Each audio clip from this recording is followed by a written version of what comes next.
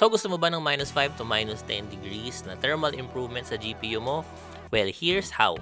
As with all of our GPU cleaning service, una namin ginagawa is to inspect and test and record the temperatures. Once that's done, we go ahead with the disassembly. We unscrew all the screws dun sa backplate and then carefully remove the heatsink. You just have to be very careful, and that's why testing first is a very good idea kasi iinit and lalambot ng konti yung thermal paste and thermal pads. So once that's opened, we examine the board, and as you can see, ang daming dust build-up and grime build-up sa kanya. And as you can see here, dumikit na yung thermal pad sa kanya, and ang dami talagang dust build-up, especially dun sa mga gilid-gilid niya. We'll be very careful to remove these headers kasi ito yung pang RGB and fan control ng GPU.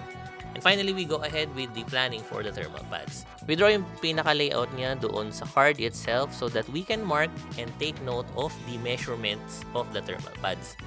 Importante to kasi kailangan exactly the same yung ipapalit namin sa kanya. Kasi kapag masyadong makapal or masyadong manipis, it's going to negatively affect the temperatures. So once all of that is confirmed, we go ahead with the cleaning itself. We start with the GPU itself, and for this, since this is very sensitive, we use a combination of soft brush plus wiping with 100% solution na alcohol. Sometimes then may naiiwan na flux and grime, so kailangan talaga siyang i-wipe with alcohol. And as you can see here, ang laki nung difference from yung kanina. Makintab na siya agad.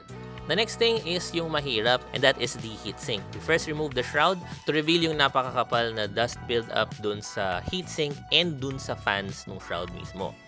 For the rad, we use a harder brush. Tapos talagang iisa-isahin namin yung fins niya. Ganon din dun sa fans, talagang iisa-isahin namin siya.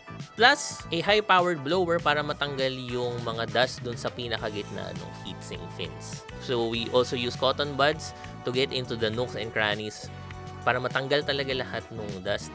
As you can see on the rad, natanggal na halos yung mga dust buildup. And as a finishing touch, we do use an electronically safe cleaning agent para kumintab yung fins ulit.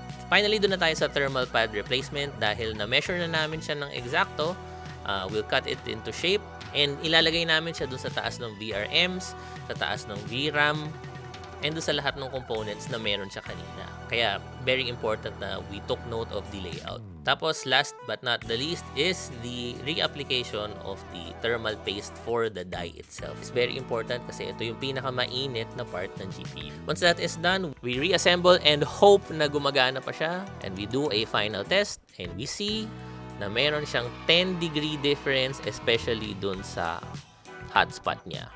Of course, you don't have to do this by yourself. Message us if you want to avail of our GPU cleaning service.